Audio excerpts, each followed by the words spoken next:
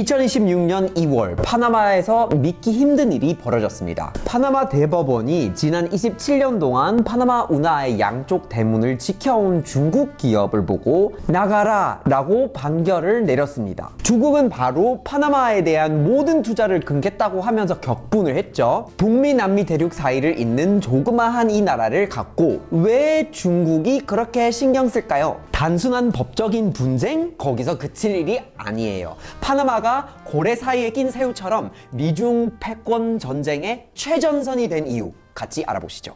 여러분 안녕하세요, 타일러입니다. 파나마 운하 많이 들어보셨죠? 단순히 배가 지나가는 그런 통로는 사실 아니에요. 전 세계 해상 물류의 3% 정도가 여기를 지나가고 있거든요. 3% 밖에 안 지나간다고 뭐 별거 아니네 라고 생각이 되실 수도 있지만, 브라질이나 미국에서 오는 고기, 커피, 사탕, 옥수수, 대두 등등등 해서 이런 식품의 기본적인 원료부터 시작을 해서 우리 일상에 굉장히 직접적으로 관련된 수많은 물건들이 이 통로를 무조건 통과를 해야만 되는 그런 상황이에요. 그래서 막히면 전 세계의 공급망이 조금씩 마비되기 시작해요. 근데 이 중요한 목줄을 놓고 미국이랑 중국이 서로 막 멱살을 계속 잡아왔거든요. 중화인민공화국은 이곳을 1대1로의 핵심 거점으로 삼으려고 했고요. 미국은 절대 안 된다 하면서 밥상을 엎어버리려고 했었거든요. 과연 100년 전 미국이 피와 땀으로 만든 이 운하가 어떻게 중국 손에 넘어갔다가 다시 미국 품으로 들어오고 있는지 그 드라마 같은 내막을 파헤쳐 보겠습니다. 시계를 한 1900년대 초반 쪽으로 돌려볼까요? 당시 미국은 스페인을 미주에서 쫓겨낸 지가 얼마 안 된 시점이었어요.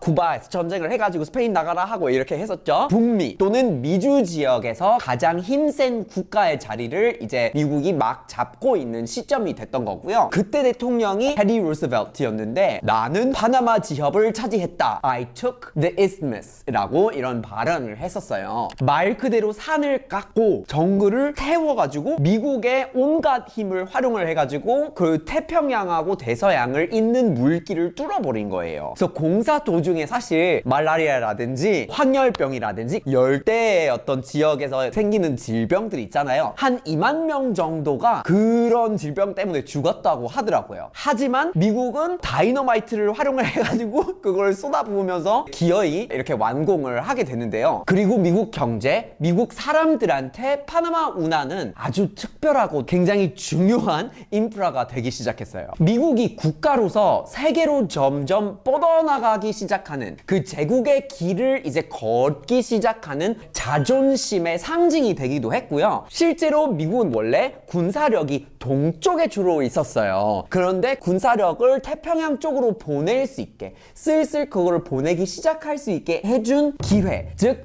미국 해군한테 생명줄 같은 그런 존재가 되기도 했습니다. 근데 한 100년 정도가 흐른 뒤에 냉전이 이젠 끝났고 세상이 뭔가 되게 평화롭게 바뀐 것 같은데, 그 1990년대 후반에 이미 이제 미국 위주의 어떤 질서에 모든 국가들이 다 같이 들어온 것 같은 느낌이었던 거죠. 그게 뭔가 이거를 좀 바꾸거나 도전하는 곳이 없잖아요? 그러면 미국이 틀림없는 어떤 리더십을 보여주면서 각국이 이제 자기만의 길을 걸어가도 될 정도로 이제 자유가 있다라고 보여주고 싶은 시대가 됐어요. 그래서 다 통제를 해야 되는 게 아니라 다 열어봐도 돼. 왜? 어차피 우리가 뭐 미국이 다 리드하고 있으니, 이렇게 생각을 하는 시대가 됐단 말이에요. 그래서 특히 이런 좀 신자유주의적인 대외 정책들이 많이 펼쳐지기 시작했고요. 그거를 주도한 정부, 바로 빌 클린턴 대통령의 시절이죠. 그래서 그때 1990년대 후반, 1999년이 되면서 굉장히 역사적인 아이러니가 생깁니다. 파나마 운하의 운영권을 반환하기로 했어요.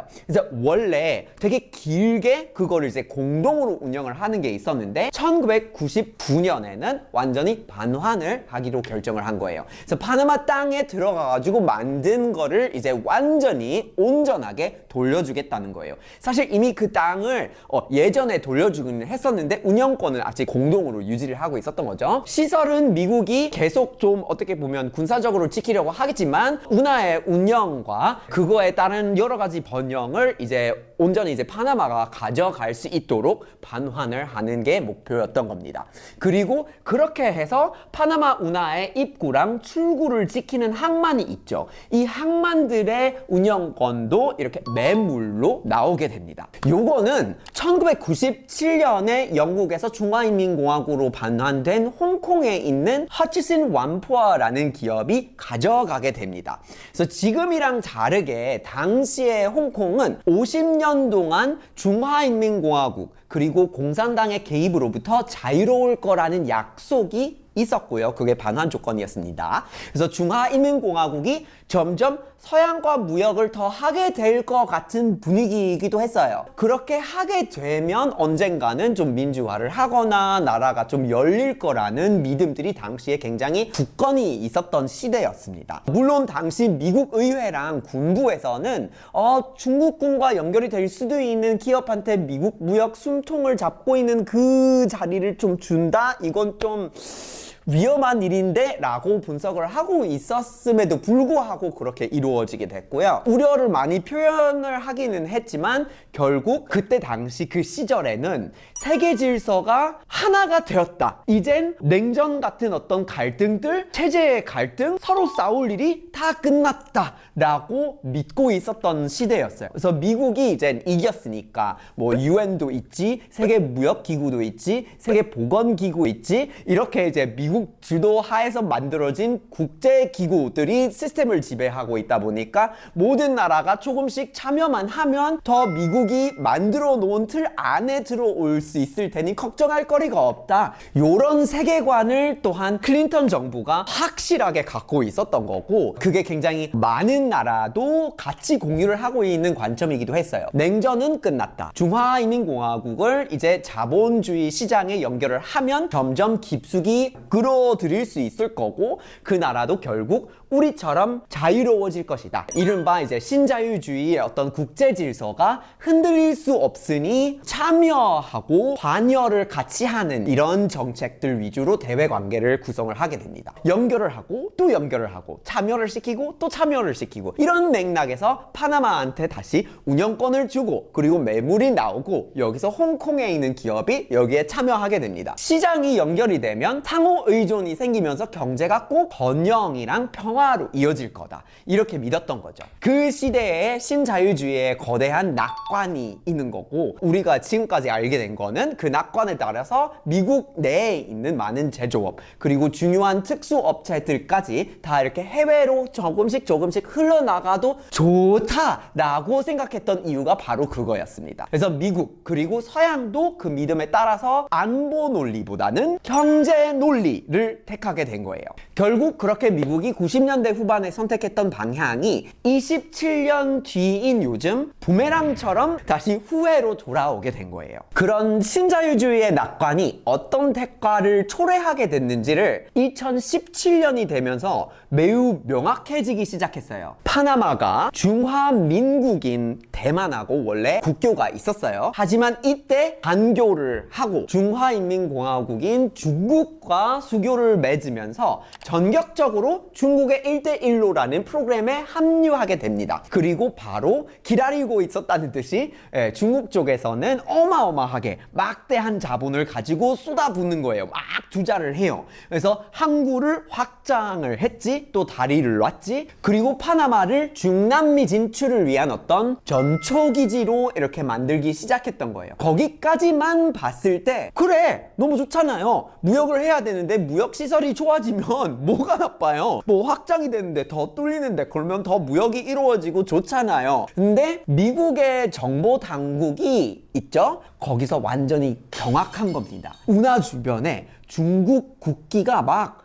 펄럭이고 있는데 그것도 중국 직원들이 다 상주를 하게 된 거예요. 무엇보다 걱정을 했던 부분은요, 중국 쪽에서 만드는 시설물들, 항구에 들어가는 시설들, 크레인부터 시작해가지고 CCTV까지 그런 거를 관리하는 전산 시스템을 포함해서 이런 모든 기술들은 중국 법대로 하면 이중 사용으로 활용이 될 수 있어야 됩니다. 그래서 중국은 사립 기업이 사실 우리가 알고 있는 어떤 의미로 사립 기업처럼 운영되지는 않잖아요. 중국적인 어떤 의미로 사립 기업들까지도 이중 사용으로 자기 제품이나 기술이나 시설들이 부합되게끔 만들고 운영을 해야 된다는 거거든요. 그러면 미국 정보 당국, 국방부나 이런 데에서는 완전히 내부 전문가들이 난리가 난 거예요. 이 움직임은 결국은 중화인민공화국이 미국 무역 숨통에다가 바로 입지를 가졌다 이거예요. 그래서 요건 미국만의 관점을 가지고 본다고 한다면 단순한 물류 투자가 아니라 유사시 목덜미를 좀 겨눌 수 있는 안보 위협이 됐다는 얘기인 거예요. 자, 그러면 이렇게 홍콩 기업이 파나마에 들어와가지고 이렇게 운영을 하기 시작하니까 중국의 존재가 좀 들어왔어요. 투자가 들어왔고 중국 인프라가 깔리기 시작을 했어요.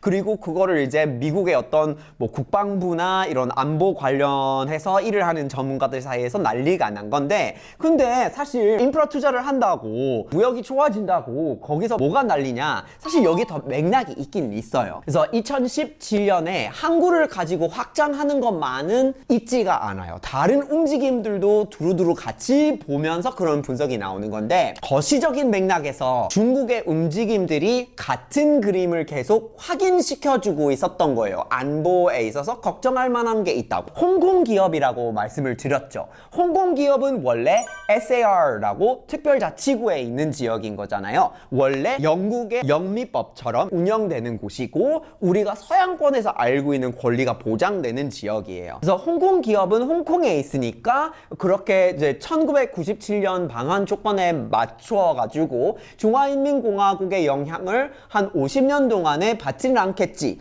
공산당이 연결되지 않겠지 라고 생각을 했잖아요. 하지만 2014년에 베이징이 홍콩 정치판에 조금씩 개입을 할 수 있는 법적인 기반을 마련하기 시작을 한 거예요. 근데 그게 홍콩에서, 여러분이 기억하실지는 모르겠지만 홍콩에서 엄청 반대를 해서 시위를 막 하기 시작했죠. 노란 우산 시위 기억하시나요? 그거 막 이렇게 생기기 시작했죠. 근데 그 사이에 2017년에 딱 파나마 입지를 가지게 된 거예요, 이 홍콩 기업이. 그리고 2019년, 그러니까 건설을 하고 있고 이렇게 자리를 잡고 있을 때, 그때 시위들이 한창 이렇게 열리기 시작하면서 결국 홍콩에 몇천 명이 넘는 인민해방군을 중국 쪽에서 배치를 하게 됩니다. 슬슬 사실은 홍콩을 완전히 흡수하게 되는 거예요. 그래서 그 뒤로는 우리가 다 알고 있는데 결국은 이제 특별자치구처럼 운영되지는 않는다는 거죠. 근데 이거에 대한 미국 쪽에서는 반응이 이랬어요. 특별자치구가 아니네?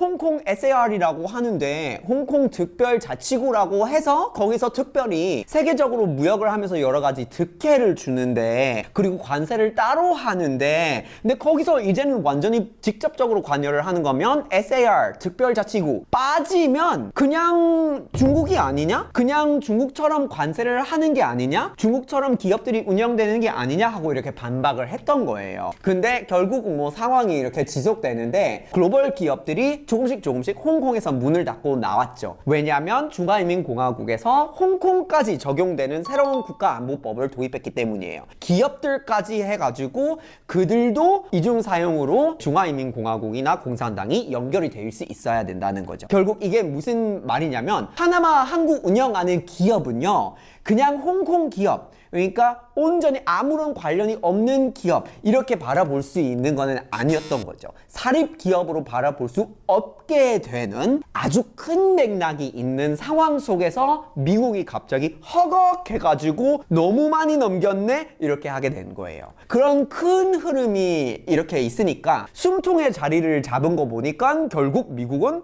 꿈 깨게 되는 거예요. 칼을 이렇게 빼드는 거예요. 그래서 트럼프 행정부가 이제 중국 기업을 통해서 중국 파나마 연결고리를 보고 좀 메시지를 좀 던져봐야겠다 이렇게 된 거예요. 그래서 그 행정부는 아니 뭐 무슨 계약이 있어도 상도덕이 있어도 그거 다 됐다 필요 없다 안보가 우선인데 운하를 내놔라 하고 협박하기 시작을 했어요. 파나마를 미국이 다시 가져야겠다 이렇게 발언까지 하게 됐습니다. 미국이 파나마 정부를 보고 전방위로 이렇게 압박을 하기 시작을 한 거예요. 중국이랑 계속 이렇게 갈 거면 미국 시장 일을 다 각오를 해야 된다. 끊을 거니까. 근데 미국이 또 군사 개입하는 일을 또 없을 거라고 약속할 수 없다. 이런 식의 발언을 많이 했어요. 엄청나게 센 발언이잖아요, 이게. 사실은 이제 베네수엘라에서 마두로를 잡으려고 침입을 하기도 전이고 이란에 습격하기도 전이고 그린란드 가져야겠다고 발언을 하고 다니고 훨씬 전에 얘기인 거예요. 이 파나마 얘기가 그 전부터 시작이 됐던 거였어요. 이 작업들의 결과는 이제 우리 슬슬 보이기 시작하고 있습니다. 미국 안보 전략 발표를 할 때 미주를 굉장히 강조를 했죠. 그리고 파나마 운하 연결되는 이슈들, 쿠바, 베네수엘라 등 이 지역에 엄청 관여하기 시작을 했고요. 그리고 파나마에 초기부터 압박을 넣은 것들이 이젠 결실이 생기고 있어요. 바로 2026년 2월에 난 파나마의 대법원 판결이에요. 파나마 대법원이에요. 미국 대법원이 아니에요. 파나마 정부가 스스로 그런 판결을 내리게 된 거예요. CK 허친슨이라는 홍콩 회사 운영 항구 그 계약 연장이 위헌이다 이렇게 판결을 한 거예요.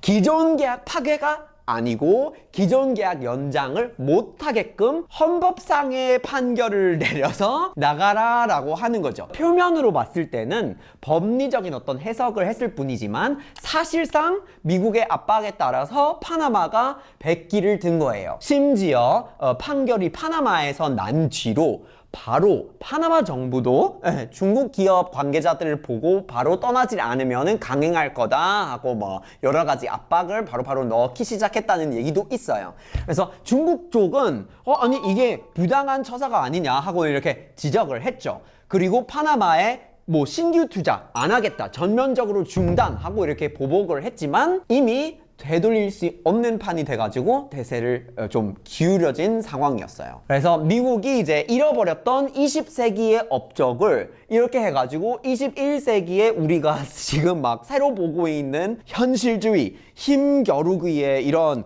국제관계 속에서 어떻게 보면은 또 강제로 탈환을 성공적으로 시켰다는 이런 사례가 생긴 거예요. 자, 근데 이렇게 중국과 미국 사이에서 이렇게 뒤집히고 하는 거는 파나마만은 아니에요. 그래서 지도가 이렇게 우리 눈앞에서 다시 그려지고 있는 거는 다른 지역들도 마찬가지예요.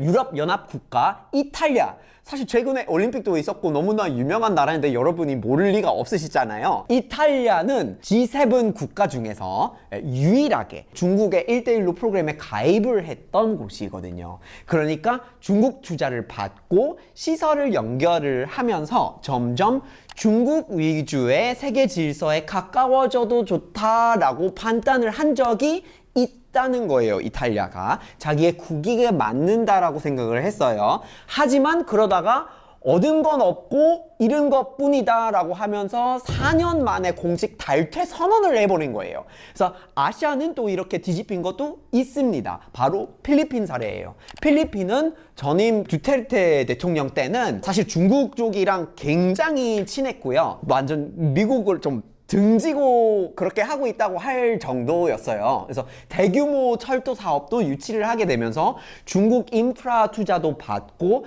그런 돈으로 점점 이렇게 나라가 달라지기 시작하려고 그랬죠. 하지만 필리핀의 정권이 바뀌자마자 마르코스 주니어 대통령은 지금 행정부인데 중국 차관 합의를 이렇게 해가지고 견적을 다 취소를 해버린 거예요. 이유는 뭐였을까요? 바로 이자가 너무 비싸고 조건이 나쁘다라고 이렇게 얘기를 했죠. 사실 그 뒤에 있는 더 큰 맥락도 있어요. 바로 남중국해에서 필리핀 영토 위협하는 나라의 돈을 쓰지를 않겠다라는 이 부분이었습니다. 그래서 그때 사실은 이미 그 남중국해, 뭐 필리핀해 뭐라고 부르고 싶어도 그 바닷물에서 필리핀이랑 중국이 충돌을 하는 사건들이 몇 번이 있었어요. 실제로 무력 충돌까지 있기도 했습니다. 손가락이 잘리고 막 이런 일들이 있었어요.